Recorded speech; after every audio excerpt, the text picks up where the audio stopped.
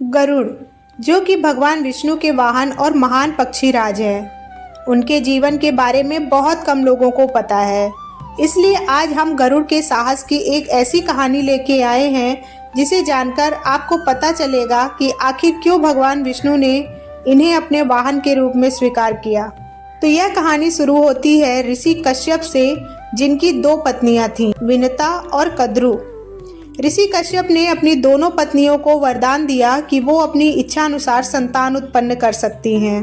कद्रु ने 1000 नागों की मां बनने की इच्छा की, जबकि विनता ने 2 ऐसे पुत्र मांगे जो दूसरों से श्रेष्ठ और महान हो। कश्यप के वरदान के अनुसार कद्रु को 1000 नागपुत्र हुए और विनता को 2 अंडे मिले। कद्रु के पुत्र जल्द ही पैदा हो गए, लेकिन विनता के अंडों से संतान नहीं हुई। अधीर होकर विनता ने अपना एक अंडा तोड़ दिया। अंडा समय से पहले तोड़ने के कारण उसमें से एक अधूरे रूप का पुत्र निकला, जिसे अरुण कहा गया। अरुण सूर्य देव के रथ के सारथी बने। अरुण ने अपनी मां की गलती के लिए विनता को शाप दे दिया कि उसका दूसरा पुत्र उसकी अधीरता के कारण देर से जन्म लेगा और उसे तब तक दासी का जीवन जीना पड़ेगा जब तक कि उसका दूसरा पुत्र उसे मुक्त न करा दे। समय बीतता गया, पर श्राप के कारण विनता का दूसरा बच्चा अंडे से बाहर नहीं निकला। इसी बीच एक दिन कद्रु और विनता ने समुद्र मंथन से उत्पन्न उच्चैःश्रवा घोड़े को देखा।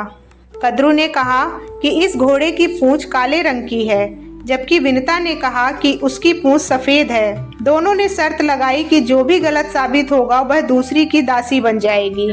जब कद्रु को इस बात का एहसास हुआ कि वह हारने वाली है, तो उसने अपने नागपुत्रों को आदेश दिया कि वे घोड़े की पूंछ से लिपटकर उसे काला दिखाएं। नागों ने ऐसा ही किया और इस छल की वजह से विनता शर्त हार गई और इस कारण विनता को कद्रु की दासी बनना पड़ा। कुछ समय बाद विनता के दूसरे अंडे से गरुड़ का जन्म हुआ। गरुड़ शक्तिशाली, तेजस्वी और दिव्य शक्तियों से युक्त थे। जब उन्होंने अपनी मां को दासी के रूप में देखा तो उन्हें बहुत दुख हुआ और उन्हें मुक्त कराने का निश्चय किया।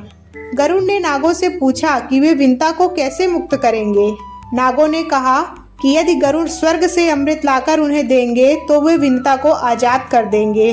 गरुड़ ने अमृत लाने के लिए स्वर्ग की यात्रा शुरू की। स्वर्ग पहुंचने पर गरुड़ का सामना देवताओं से हुआ। उन्होंने अमृत के घड़े की रक्षा के लिए गरुड़ से युद्ध किया। गरुड़ ने अपनी शक्ति, साहस और कौशल से सभी देवताओं को हराकर अमृत का घड़ा हासिल कर लिया। अमृत लेने के बाद गरुड़ की भेंट भगवान विष्णु से हुई। भगवान विष्णु गरुड़ के साहस और भक्ति से अत्यंत प्रसन्न हुए और उन्हें अपना वाहन बनने का वरदान दिया। गरुड़ ने भगवान विष्णु से कहा कि वह केवल अपनी मां की मुक्ति के लिए अमृत लेकर जा रहे हैं, लेकिन वो नागों को अमृत पीने नहीं देंगे। भगवान विष्णु ने प्रसन्न होकर गरुड़ को वरदान दिया कि वह अमर और अजेय रहेंगे। गरुड़ ने अमृत का घड़ा नागों को सौंप दिया, जिससे नागों ने विनता को आजाद कर दिया। अपनी मां के आजाद होने के बाद गरुड़ ने चतुराई से काम लिया और नागों से कहा कि वे अमृत का सेवन करने से पहले स्नान करके आए। नागों ने गरुड़ की बात मान ली और जैसे ही नाग स्नान करने गए, इंद्र ने अमृत का घड़ा वापस स्वर्ग में ले जाकर सुरक्षित रख दिया। इस प्रकार गरुड़ ने अपने साहस और चतुराई से न केवल अपनी मां को नागों से आजाद कराया, बल्कि नागों को अमृत भी नहीं पीने दिया। इस घटना के बाद से गरुड़ और नागों के बीच शत्रुता बढ़ गई। गरुड़ को नाग भक्षक कहा जाने लगा, क्योंकि वे नागों का भक्षण करते हैं।